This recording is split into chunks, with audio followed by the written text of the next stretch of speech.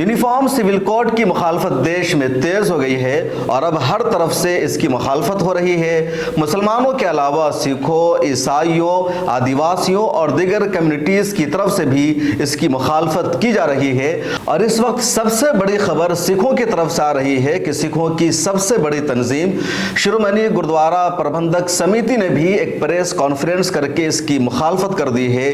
इसी तरह मध्य प्रदेश में आदिवासी समाज की तरफ से भी कल एक रैली निकाली गई और वाज़ेह तौर पर बीजेपी सरकार को कहा गया कि यूनिफॉर्म सिविल कोड को हम बर्दाश्त नहीं करेंगे, क्योंकि हमारी रीति रिवाज अलग है, हमारा दस्तूर कुछ मामलों में अलग है और सरकार एक देश एक कानून की जो बात कर रही है ये सरासर झूठ है। ऐसा पॉसिबल ही नहीं है और न ही बहुत सारे मामलों में ऐसा है। एक देश में दसियों तरह के कानून मौजूद है। इसके अलावा ट्राइबल की तरफ से भी लगातार इसकी मुखालफत की जा रही है, ईसाइयों की तरफ से भी मुखालफत की जा रही है।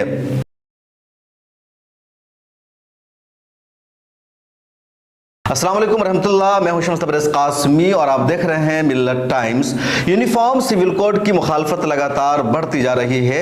22वें लॉ कमीशन की तरफ से यह नोटिस जारी किया गया था कि देश में यूनिफॉर्म सिविल कोड को नाफिज करना चाहिए या नहीं, इस पर आवाम की क्या राय है। 14 जुलाई तक राय देने की आखिरी तारीख है और लोग अपनी अपनी राय भेज रहे हैं। इस बीच वज़ीर-ए-आज़म नरेंद्र मोदी का बयान भी सामने आ गया, जिसमें उन्होंने कहा कि एक देश एक कानून होना चाहिए, यानी यूनिफॉर्म सिविल कोड आना चाहिए। इस मामला की सबसे पहले मुखालफत शुरू की मुसलमानों ने और मुसलमान हमेशा से यूनिफॉर्म सिविल कोड की मुखालफत करते रहे हैं, क्योंकि मुसलमानों का अपना फैमिली लॉ है, पर्सनल लॉ है और ये इस्लामी निज़ाम के मुताबिक है। इसमें मुसलमान कभी भी किसी भी तरह की मुदाखलत को बर्दाश्त नहीं कर सकते हैं। मुसलमानों की सबसे बड़ी तंजीम all India Muslim personal law board, all India Milli council, all India Muslim Majlis Mushawarat, Jamiat Ulama Hind, Jamaat Islami Hind और इस तरह की जितनी सारी मिल्ली ऑर्गेनाइजेशन है, ऑल इंडिया पसमादा मुस्लिम महाज हो, मोमिन हो, छोटी ऑर्गेनाइजेशन हो, बड़ी ऑर्गेनाइजेशन हो, सभी ने एक जुबान में कहा कि हमें यूनिफॉर्म सिविल कोड बर्दाश्त नहीं है। और अब दूसरी कम्युनिटीज भी खुल करके मुखालफत करने लगी है और सबसे बड़ी मुखालफत की जा रही है शिरोमणि गुरुद्वारा प्रबंधक समिति की तरफ से, जो सिखों की बड़ी तंजीम है। और इस ऑर्गेनाइजेशन ने पहले अपनी एक बैठक की अपने तमाम जिम्मेदारों और रहनुमाओं के साथ और उसके बाद प्रेस कॉन्फ्रेंस करके कहा यूनिफॉर्म सिविल कोड लाने का मकसद है अक़लियतों की पहचान को ख़त्म करना, उनकी शनाख्त को मिटाना और हम इसको बर्दाश्त नहीं करेंगे। इस तंजीम ने वकीलों की एक कमेटी भी तश्कील दे दी है और ये कमेटी इस बात का जायज़ा लेगी कि यूनिफॉर्म सिविल कोड में क्या कुछ हो सकता है और किस तरह सिख मजहब पर, उनकी शनाख्त पर, उनकी तहजीब पर असर पड़ेगा और उनको नुकसान पहुँचेगा। जो बयान सामने आया है वो मैं आपको पढ़कर सुनाता हूँ। द क्विंट ने ये स्टोरी क्या है और द क्विंट ने वाज़ेह तौर पर इस तंजीम के एक अहम जिम्मेदार के हवाले से ये बयान लिखा है। उचित सत्रीय बैठक के बाद मीडिया से बात करते हुए हरजिंदर सिंह धामी ने कहा, समान नागरिकता संहिता को लेकर देश में अल्पसंख्यकों के बीच ये आशंका है कि ये संहिता उनकी पहचान, मौलिकता और सिद्धांतों को चोट पहुंचाने वाला है। इसी तरह आगे एक साहब का बयान इसमें लिखा गया, जिसमें यह कहा गया, इतिहासकारों, विद्वानों और वकीलों की एक उप समिति का गठन किया गया है। अपनी पारंपरिक टिप्पणियों में समिति ने समान नागरिक संहिता को अल्पसंख्यकों के अधिकार, उनके धार्मिक संस्कारों, परंपराओं और संस्कृति के दमन के रूप में करार दिया है। तो इतने सख्त अल्फाज कहे गए हैं सिखों की तरफ से और कमेटी के लोगों का पूरा नाम है। इसके अलावा मध्य प्रदेश में कल आदिवासी समाज की तरफ से भी एहतजाज किया गया और आदिवासी समाज के लीडरों ने एहतजाज के बाद अपने बयान जारी किया, जिसको आप सुनिए। जैसा कि आप सबको मालूम होगा, पूरे भारत में एक बहुत जोरों शोरों से चर्चा चल रही है समान नागरिक संहिता एक देश एक कानून।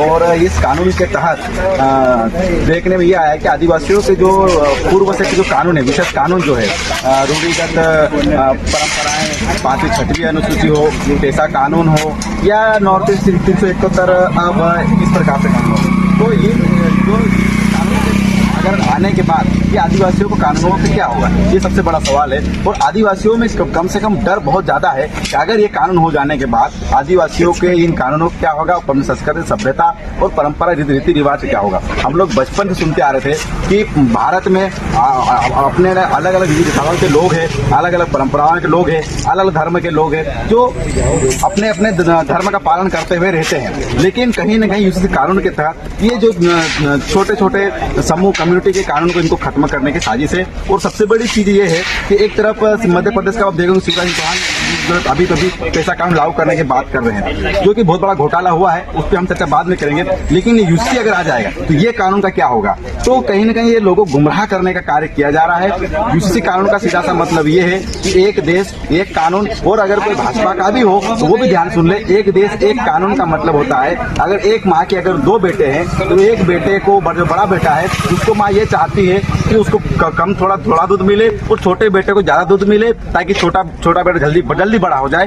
कानून बनाने के समय भी कुछ इसी तरीके से पवित्र भावना के साथ में कानून बनाया गया था कि ST SC को, आदिवासियों को कुछ विशेष कानून दिया जाए, क्योंकि सर्वाइव नहीं कर पाएंगे, बड़े लोगों के साथ में शहरों में सर्वाइव नहीं कर पाएंगे। पिछले दिनों मणिपुर और नॉर्थ ईस्ट की कई रियासतों से खबर आई थी जहां कबायलियों ने, आदिवासियों ने एहतजाज किया और वाज़ेह तौर पर कहा यूनिफॉर्म सिविल कोड हम बर्दाश्त नहीं करेंगे। ईसाइयों की तरफ से भी हमेशा कहा गया कि उनका अपना पर्सनल लॉ है और वो किसी तरह की मुदाखलत बर्दाश्त नहीं कर सकते हैं, यानी यूनिफॉर्म सिविल कोड काबिल कबूल नहीं है। All India Muslim personal law board ने भी कल एक मुश्तरका बयान जारी किया है जिसमें मिल्लत की कई तंजीमों का नाम शामिल है। मुश्तरका बयान है, लेकिन हालांकि मिल्लत की कई तंजीमों का नाम उसमें शामिल नहीं है, लेकिन मिल्लत की तमाम तंजीमें अपनी सतह पर मुखालफत करती रही है। मुस्लिम पर्सनल लॉ बोर्ड के इस बयान में यही कहा गया है कि यूनिफॉर्म सिविल कोड उनको बर्दाश्त नहीं है और सरकार को चाहिए कि वो मुसलमानों को यूनिफॉर्म सिविल कोड से अलहदा रखे। ये दस्तूर के भी खिलाफ है और देश के मौजूदा हालात के मुनासिब नहीं है। इसी तरह all India Muslim personal law board ने अपने मुश्तरका बयान में तमाम मुसलमानों से यह भी अपील की है कि वो 14 जुलाई तक लॉ कमीशन को अपनी हिदायत भेज दें। All India Muslim personal law board की कोशिश जारी है कि लॉ कमीशन ये वाज़ेह बयान दे कि इस देश में यूनिफॉर्म सिविल कोड की जरूरत नहीं है। जिस तरह पिछली मरतबा लॉ कमीशन ने 2 टोक कह दिया था कि इस देश में फिलहाल यूनिफॉर्म सिविल कोड की कोई जरूरत नहीं है।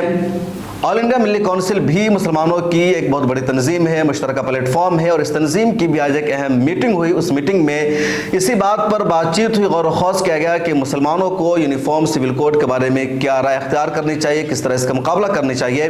और इसमें मौजूद तमाम लॉयर्स, जिम्मेदार और रहनुमाओं ने यही कहा कि यूनिफॉर्म सिविल कोड मुस्लिम पर्सनल लॉ पर अटैक है। तमाम रहनुमाओं को साथ मिलकर के इसका मुकाबला करना चाहिए, क्योंकि हिंदुस्तान के दस्तूर के खिलाफ है, कानून के खिलाफ है और सिर्फ मुस्लिम पर्सनल लॉ पर अटैक नहीं बल्कि तमाम माइनॉरिटीज और अक़लियतों से उनकी शनाख्त और पहचान छीनने की कोशिश की जा रही है।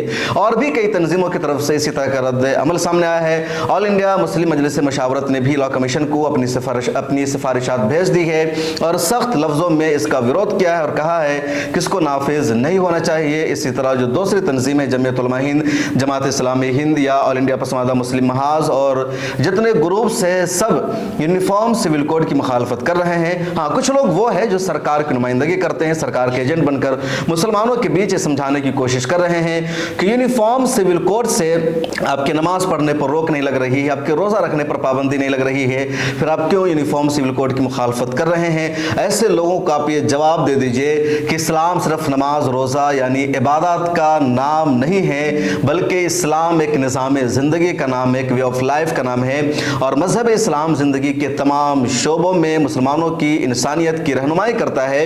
इस्लाम ये भी बताता है कि आपको अपनी ख़ानदानी ज़िंदगी कैसे गुजारनी है, समाजी ज़िंदगी आपकी कैसी रहेगी, आपका फैमिली लॉ कैसा रहेगा और एक मुसलमान का फैमिली लॉ इस्लाम के निज़ाम और कानून के मुताबिक होना चाहिए, वरना मुसलमान गुनहगार हो सकता है। क्योंकि जो यूनिफॉर्म सिविल कोड आएगा उसमें कई मामले ऐसे हो सकते हैं जिसकी वजह से इस्लाम के नज़रिया पर असर पड़ेगा। इस्लाम ने जो हमें तालीम दी है वो तालीम मुतासिर होगी और फिर आप गुनहगार हो सकते हैं। इसलिए इस्लाम का जो फैमिली लॉ है उस पर अमल करना ज़रूरी है, वो बाकी रहना चाहिए। और इस्लाम के फैमिली लॉ पर अमल करने से किसी को कोई नुकसान नहीं होता है, किसी का कोई हक नहीं मारा जाता है, बल्कि मुसलमानों को मुकम्मल हक मिलता है। इसलिए ये कोशिश होनी चाहिए कि इस्लाम के फैमिली लॉ को किसी तरह छेड़छाड़ ना किया जाए। और जो लोग आपको ये कहते हैं कि इबादत पर असर नहीं पड़ेगा, उनको यही जवाब दीजिए कि इस्लाम एक वे ऑफ लाइफ का नाम है, निज़ाम ज़िंदगी का नाम है। ज़िंदगी के तमाम शोबों में इस्लाम पर अमल करना हमारा हक है।